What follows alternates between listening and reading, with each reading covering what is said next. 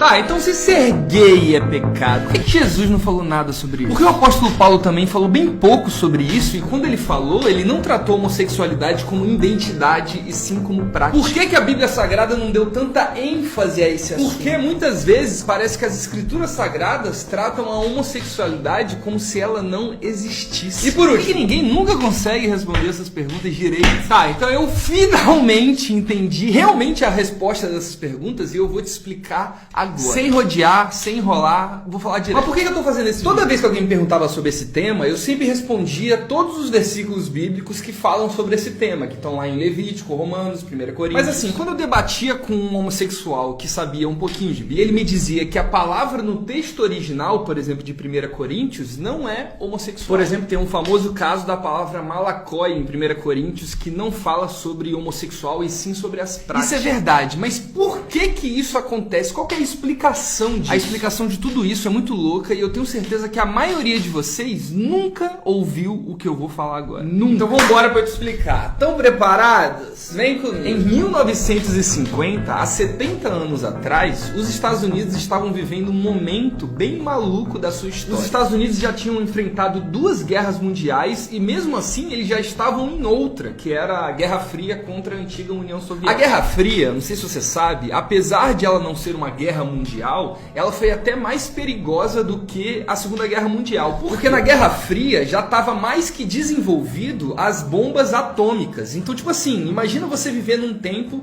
em que um acidente nuclear pode acontecer a qualquer instante. Além disso, mano, ninguém na humanidade aguentava mais guerra. É muito louco falar sobre esse momento para nossa geração, porque a gente não tem noção do que é viver num país em guerra. Deve ser muito louco. Então assim, esse ambiente de guerra que os Estados Unidos e o mundo todo passaram gerou um estresse e uma ansiedade muito grande, principalmente entre os jovens estadunidenses. Porque eram eles que lutavam diretamente nas guerras. Então quem morria verdadeiramente nas guerras eram os jovens. Então imagina o quão estressante é viver num mundo em que você não pode viver seus sonhos, sei lá, de ser engenheiro, de ser empresário, de ser cantor. Porque o governo tá querendo te obrigar a ir lá lutar numa guerra contra a União Soviética que você nem entende o que é. Então assim, todo esse estresse e ansiedade, aliado também a outras crises que os Estados Unidos estavam passando, fez com que a nova geração de jovens pegasse um ranço e um ódio dos valores tradicionais que construíram a sociedade americana. Isso não foi um fenômeno raro dos Estados Unidos. Isso acontece diversas vezes na história. Toda vez que tem uma crise, a nova geração tende a se rebelar contra a antiga geração. Isso acontece direto. Essa revolta dos jovens dos Estados Unidos contra a sua própria cultura ficou conhecido como movimento contra a cultura. Esse movimento também gerou outro movimento bem famoso chamado movimento hippie. Você provavelmente deve conhecer esse movimento. Tarcísio, mas o que isso tem a ver com gay, com a Bíblia? Assiste o vídeo e você vai entender. Confia. Se tem uma coisa boa que as guerras trouxeram para a humanidade, foi o desenvolvimento tecnológico. E assim, é lógico que o ser humano se desenvolve bem mais em períodos de guerra. Infelizmente, isso é verdade. Você, por exemplo, com certeza estudaria e trabalharia bem mais se o seu concorrente quisesse te matar. Então entenda, esses períodos de guerra que a sociedade e a humanidade passou, fez com que a humanidade desenvolvesse muitas coisas. A Primeira Guerra Mundial, por exemplo, ela criou o telégrafo, o rádio e a comunicação sem fio. Já a Segunda Guerra Mundial, olha que interessante, ela não só desenvolveu os computadores, as tecnologias e tudo mais, mas foi na Segunda Guerra Mundial que também foi desenvolvido muitos remédios e muitas tecnologias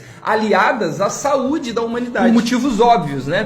Pelo tanto de gente que estava se machucando e morrendo nas guerras. Um desses remédios que foi desenvolvido foram o que a gente chama hoje de drogas pesadas, que foi basicamente a cocaína, o LSD e várias outras drogas. Essas drogas inicialmente eram remédios. Não sei se você sabe, mas toda droga é um remédio, é por isso que farmácia se chama drogaria. A cocaína, por exemplo, ela era usada inicialmente como analgésico. Não sei se você sabe, mas vendiam cocaína na farmácia. Imagina que loucura. Outra droga famosa foi o LSD, que ele era muito tratado para estresse pós-traumático de soldado que ia pra guerra e para depressão também. Mas olha que loucura. A tecnologia que mais revolucionou o mundo inteiro nessa época foi os tão famosos métodos contraceptivos, como por exemplo camisinha, DIU e anticoncepcional. E eu já vou entrar na Bíblia. Calma que vocês vão entender aonde que eu quero chegar. Quando o movimento movimento hippie surgiu, ele passou então a utilizar todas essas drogas que foram criadas na guerra, e todas essas tecnologias na área da saúde, que são os métodos contraceptivos. Então veja, quando a gente junta então o movimento hippie junto com as drogas, junto com os métodos contraceptivos, e além do movimento feminista que também estava voltando com muita força nessa época, pra piorar tudo, você coloca também nesse caldeirão ansiedade, estresse e essa revolta da nova geração contra a antiga. Quando a gente junta tudo isso, a gente cria uma das revoluções mais relevantes do século XX, chamado Revolução Sexual. O que era a Revolução Sexual? Revolução Sexual foi uma revolta contra toda a cultura que existia nos Estados Unidos naquela época. Então, basicamente, os jovens dos Estados Unidos estavam revoltados porque os Estados Unidos saía de uma guerra e entrava em outra. E se revoltaram contra os valores conservadores que construíram e transformaram a sociedade americana. Essa revolta ela era expressa principalmente através do sexo. Por quê? Porque nos anos 60, o sexo na humanidade, e principalmente nos Estados Unidos, ficou muito mais seguro e muito mais livre. As mulheres, por exemplo, elas podiam transar com quem elas quisessem, que não tinha mais o perigo de engravidar e também não tinha mais o perigo de pegar doença, por causa do desenvolvimento, por exemplo, das camisinhas e tudo mais. Então assim, entenda um negócio. Antigamente, você pode perguntar isso pro seu avô, pra sua avó, não existia esse negócio de sexo casual. E por que não existia esse negócio de sexo casual? Um dos motivos principais disso é que não existia tecnologias como a camisinha, o anticoncepcional e o DIU. Eu tenho certeza que você aí só transa com quem você não é casado porque existe esse tipo de coisa. Se não existisse, dificilmente você ia sofrer esse risco. Porque você podia não só pegar doença, como engravidar de qualquer pessoa que você pega na rua. E assim, a criação desses métodos contraceptivos fez com que a humanidade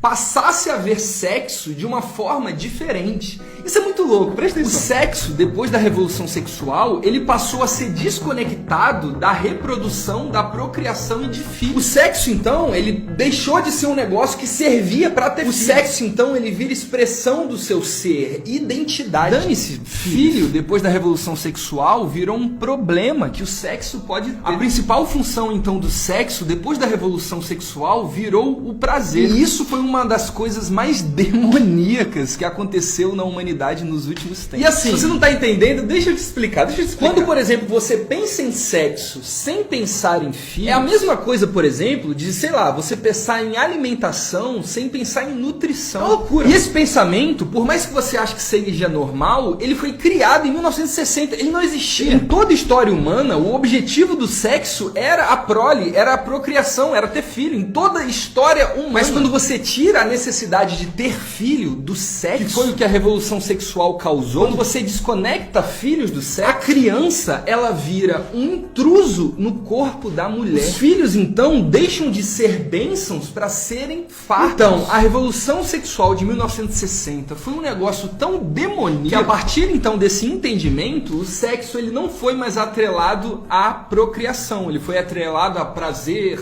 a necessidade de pertencimento, propósito e identidade. Isso foi uma das causas das maiores mazelas da nossa sociedade hoje. Como, por exemplo, o aborto. Tipo assim, só pra você entender, a filosofia que existe hoje por trás do aborto simplesmente não existia em momento nenhum histórico. Você imaginar que uma mãe vai matar o próprio filho dentro da barriga, tipo assim, isso é uma maluquice, pô.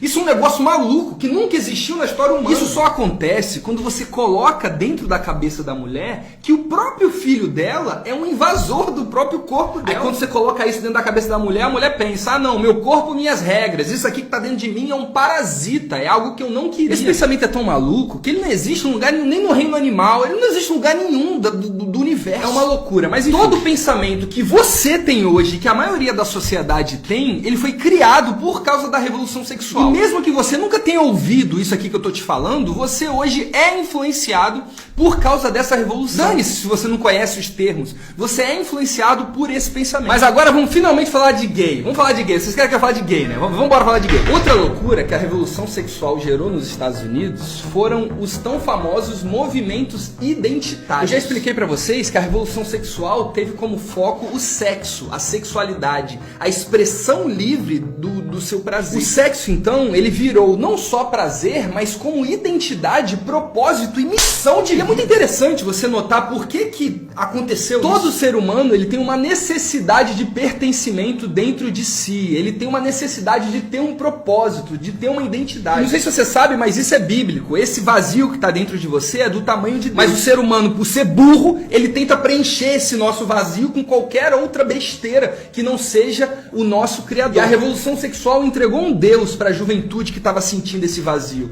Qual que era o Deus da revolução sexual? Era o sexo. A identidade e o propósito dos jovens daquela época não virou mais servir a Deus, ou ter um emprego, ou fazer uma família. A identidade e o propósito passou a ser a sua sexualidade. Isso ficou tão forte na nova geração que as pessoas passaram a começar a se definir pelas formas que elas transam. Tipo assim, eu sei que pra gente que tá no século XXI, é normal você se definir pela forma que você faz sexo. É normal, né, pra gente? Ah, eu sou gay, eu sou trans, eu sou hétero. Isso pode parecer normal pra gente, mas entenda, não é. Presta atenção no que eu vou dizer aqui, tá preparado? Ninguém, mano, eu repito, ninguém em toda a história humana até os anos 60 tinha se definido como gay, como bi ou como qualquer outra coisa dessa.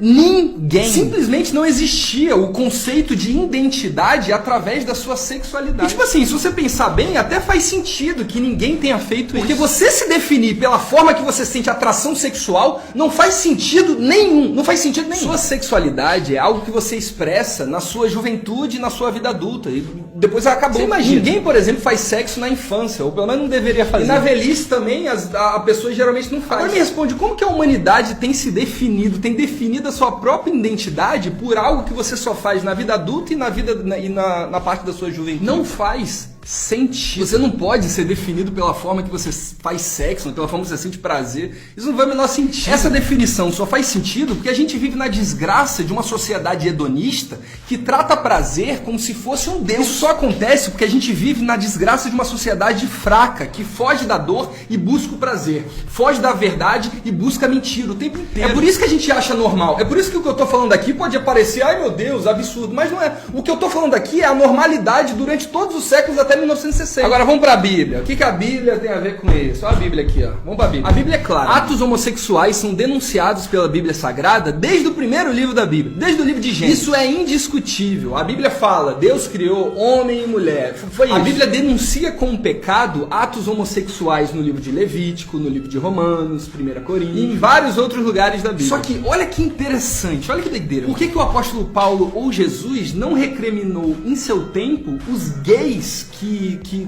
faziam atos homossexuais na época dele? Estão preparados para a resposta? Você quer saber a resposta? Sabe por que tanto Jesus como Paulo não recriminaram diretamente os gays? Porque, por exemplo, não apareceu um gay lá e falou, ah, eu tenho direito, Jesus falou, não seja gay. Por que isso não aconteceu? Simplesmente porque não existia. Não existia gay. Entende? Existia a prática. A prática homossexual existia, inclusive existia pra caramba. O Império Romano existia pra caramba. Os gregos lá, os pederastas lá que chamava, existia a prática homossexual pra caramba. Porém, ninguém, mano, ninguém olhava pro espelho e se definia pela forma que fazia sexo. Ninguém fazia essa atrocidade, essa maluquice, ninguém fazia. E isso que eu tô falando é história. Eu nem tô falando muito da Bíblia, eu tô falando da história. Isso é história humana. Ninguém na história humana se definia. Isso que eu tô falando não é opinião, nem homofobia. Isso é só história. Eu só tô explicando pra vocês a história. Você quer que eu te prove? Eu te provo. Quando que foi, por exemplo, que a palavra homossexual, essas palavras gay, trans, héteros, foram criadas? Elas foram criadas no século XIX, século XX. Século XIX, século XX. Não existia o conceito de identidade sexual na época de Jesus e do apóstolo Paulo. Simplesmente não existia. E é por isso, por exemplo, que não tem isso na Bíblia. Vocês querem que a Bíblia condene algo que foi inventado tem nem 100 anos atrás. Essas maluquices desses movimentos LGBT, identitários, essas loucuras de ativismo gay, essas maluquices só existem na desgraça desse nosso tempo. Nesse tempo maluco que a gente está vivendo. Isso nunca existiu, nunca existiu. Eu sei que alguns de vocês podem ficar com raiva de mim e tal, pode me xingar, mas que você me xingue pelo fato de eu estar te falando a verdade. Você não é definido, meu amor, pela forma que você sente prazer. Ninguém nasce gay, mano. Isso é ciência, pô. Tá bom? Se você, por exemplo, é gay, é trans ou qualquer outra coisa dessa, você escolheu ser assim durante a sua vida. Você escolheu praticar esse ato e essa sua definição identitária, isso foi criado em 1960. Tipo assim, sexualidade não define identidade. Não é à toa que várias pessoas mudam a sua sexualidade. Eu vejo direto, mano, na igreja tem milhares. Eu conheço vários homossexuais, inclusive conheço transexuais que desfizeram as suas operações porque entenderam que eles fizeram uma escolha, que não nasceram desse jeito. Homossexualidade, transexualidade, qualquer coisa dessa, isso não é identidade, isso é uma prática. É por isso que quando um cristão, feito eu, fala que a gente condena o homossexualismo, que a gente não concorda com a prática, eu não estou falando que você vai pro inferno, não, meu amor. É só parar de fazer isso. Ah, mas eu gosto, tá? Então, tudo bem, assuma a sua cruz. Entregue esse sofrimento a Cristo. Negue-se a si mesmo. É o que está escrito na palavra. Se não gostar, não segue. Fala que não é cristão. É de boa, eu te respeito, você me respeita. Mas o problema é você achar que a gente tem que ser obrigado a aceitar uma coisa que você escolheu. Se você não gosta disso que eu tô falando, não seja cristão. É só não ser cristão. Mas não veio você querer mudar a Bíblia porque você não aguenta negar a si mesmo e negar os seus próprios pecados. E você que é cristão e tá me ouvindo, você tem que parar de ser fraco e ter medinho de falar o que a Bíblia diz, mano. Que vergonha. Imagina quando você estiver diante de Jesus, mano. O que você vai falar? Não aceite, mano. Eu não aceito esses conceitos demoníacos que foram inventados tem 70 anos. E agora a gente simplesmente tem que aceitar. Ah, não, vamos aceitar isso aí que foi inventado tem 70 anos. E eu sei, mano. Eu sei que talvez vocês nunca ouviram isso. Eu sei que, sei lá, o pastorzinho, o coach, o influencerzinho religioso que você segue nunca falou isso, porque ele tem medinho de perder seguidor, perder dinheiro, perder fama. Mas para de ficar repetindo essas mentiras, desses conceitos identitários. Vocês estão levando pessoas pro inferno, concordando com essas coisas. Tem muita gente boa indo pro inferno porque tá confundido, tá achando que é uma coisa que se você nascesse em 1800, você não seria, porque não existia. Essa é a verdade. Você que é gay, que é trans, que é bissexual e tá me ouvindo agora, deixa eu te falar um negócio com todo amor. Eu vou falar agora com todo amor mesmo. A Bíblia, ela não condena a sua existência. O fato de você se vestir como mulher, de você gostar de transar de um jeito, isso não define a sua existência. E muito menos a sua identidade. Os cristãos condenam o pecado, o ato. Você não é o seu pecado. Isso é uma mentira que o diabo colocou na cabeça de muita gente para te confundir. Eu sei que é loucura, eu sei que parece doido, mas essa é a verdade. Você não é o seu pecado. Quando um cristão condena a homossexualidade, ele não condena a pessoa, e sim a prática. Acredita em mim hoje, mano. Você consegue viver, ter identidade, propósito e missão longe dessas práticas homossexuais. Você é muito mais do que a forma que você acha que sente prazer ou a forma do que você faz sexo. Essa é a verdade. Essa é a verdade. Condenar o homossexualismo não é condenar a pessoa. É só condenar Pode ficar com raiva de mim, pode me cancelar, pode gritar, pode me xingar nos comentários, pode falar que me odeia, mas eu sou uma das únicas pessoas que tem a coragem de falar isso aqui pra você. Você não nasceu do jeito que você acha que nasceu. Você não é o seu pecado. Se arrependa hoje, negue-se a si mesmo, carregue sua cruz e siga a Cristo. Eu te garanto com todas as minhas forças que sim, existe salvação, propósito e missão pra você, além dessas que te inventaram. Sexualidade não é identidade, não é e nunca foi. Até porque identidade, propósito e missão só pode ser dados pela pessoa que criou você, e essa pessoa é Jesus Cristo. Ele vai te dar isso no momento que você largar esses atos pecaminosos. Essa é a verdade, mano. Essa é a verdade. Não tem cancelamento, ódio, xingamento que vai mudar o fato de uma coisa ser verdade. Que Deus abençoe sua vida, e se você for um homossexual, um gay, é hora que você realmente entenda tudo isso que eu falei. Lembre-se que se você seguir a Cristo, Ele vai te dar um novo nascimento, você vai nascer de novo. E o que você chama de sacrifício hoje vai ser nada mais do que uma consequência da sua conversão, do estilo de vida que Jesus vai te dar. É isso. Deus abençoe sua vida.